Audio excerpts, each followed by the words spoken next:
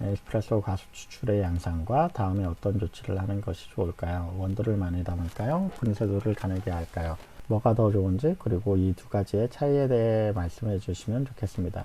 그 수율적인 부분의 접근이기도 하고 맛에 대한 부분에 대한 접근이기도 하긴 해요. 이 원두에서 성분을 어느 정도 뽑아낼 것이냐에 대한 부분에서 평균적으로 봤을 때 한 18에서 22% 정도 커피 무게, 그 정도가 뽑혀져 나왔을 때 사람들이 대체적으로 좋아하더라 라고 했던 게 1960년대쯤에 이제 이루어졌던 리서치 쪽에서 나왔던 자료라고 보시면 될 것 같아요. 그래서 그 자료가 아직도 얘기가 되고 있는 거고요. 재밌는 거는 지금도 그 범위가 꽤 유용하다라는 생각이 들어요. 그 정도 범위에 들어왔을 때 대체적으로 컴플레인이나 싫어하지 않는 커피가 나올 수 있는 확률이 높다. 과소 추출 같은 경우는 18% 이하로 떨어졌을 때 보통 과소 추출이라고 수치상으로는 얘기를 해요. 그리고 맛에서는 신맛이 너무 과하거나, 그리고 맛이 비어 있거나, 좀 애매한 소리죠. 맛이 비린다는 게 약간 자극적이고 신맛이 과한, 그리고 단맛이 부족한 느낌의 커피를 과소 추출이 됐다라고 얘기를 한다라고 생각을 하는 게 좋을 것 같고요.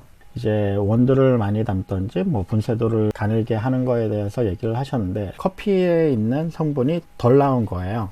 과소 추출이라는 게. 그러면 커피에서 성분을 더 뽑아내야 되는데, 그 성분을 뽑아내려면 농도에 대한 게 아니고 비율이라고 생각을 해야 돼요. 커피가 1g이 있으면 10g이 있으면 거기에서 1.5g을 뽑아낼 거냐 2g을 뽑아낼 거냐, 이 문제거든요. 그러면 커피를 더 많이 담았을 땐 오히려 그 더한 과소로 갈 수 있어요. 커피 양이 더 많아지니까 추출이 덜 될 수 있는 거죠. 그런 경우는 커피 양을 약간 줄이는 방향으로 가는 것도 한 가지 방법이고요. 덜 나왔으니까 더 빨리 많이 나오게 하기 위해서 커피를 가늘게 가는 거죠. 같은 시간 대비 더 많은 성분이 뽑혀져 나올 수 있는 게 이제 커피를 좀 더 가늘게 가는 방법, 이 두 가지인데, 에스프레소에서는 좀 문제가 있어요. 그 압력하고 유량이 정해져 있고, 그 포터필터라고 해서 바스켓 안에 공간이 한정이 되어 있어서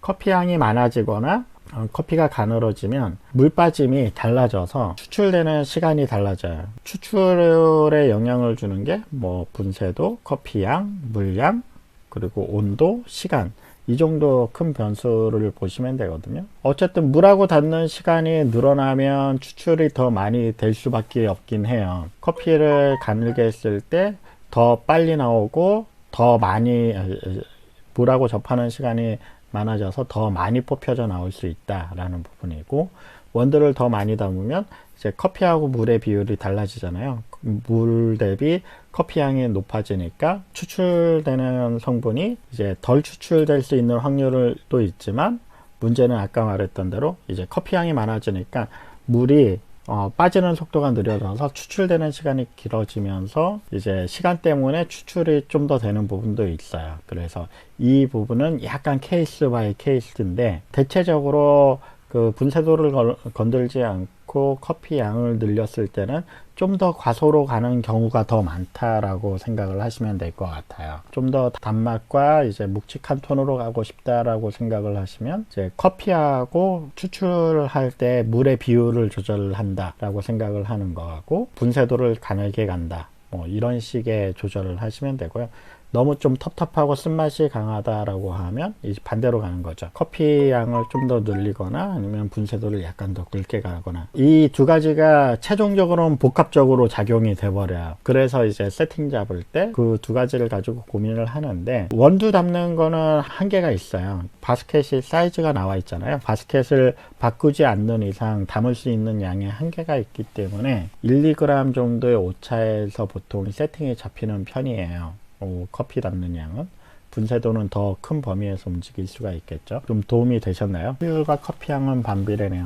꼭 그렇진 않지만 이제 같은 조건일 때 커피 양이 줄어들면 수율이 높아질 확률이 높아지죠. 그러니까 커피하고 물의 비율이 높아지잖아요. 1:2였는데 1:3이 돼버리는 거죠. 예를 들면 커피와 물의 비율 로 생각을 하는 게 약간 더 이해하기 편하실 거예요.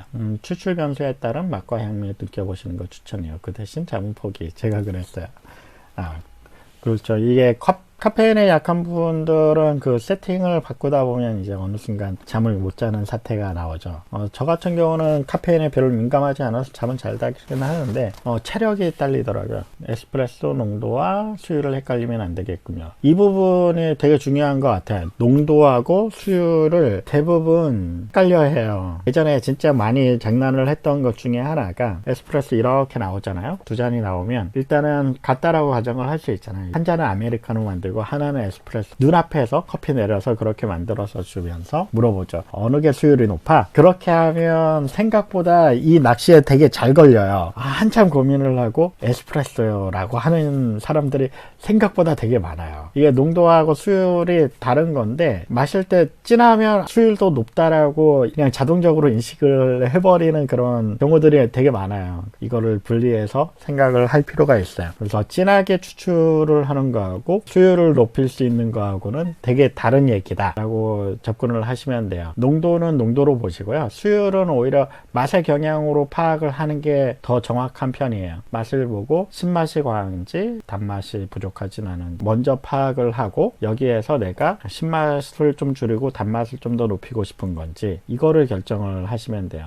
계측기 같은 거 많이 쓰잖아요. 저희도 VST나 이런 걸 사용을 하는데 그거는 그냥 참고용으로 쓰세요. 그 수치가 100% 정확한 건 아니다 보니까 내가 먹었을 때 측정했을 때 이 정도가 좋았다 정도의 참고 데이터로 보시면 되고요. 아까 말했던 뭐 18에서 22%이 얘기도 참고를 하시면 돼요.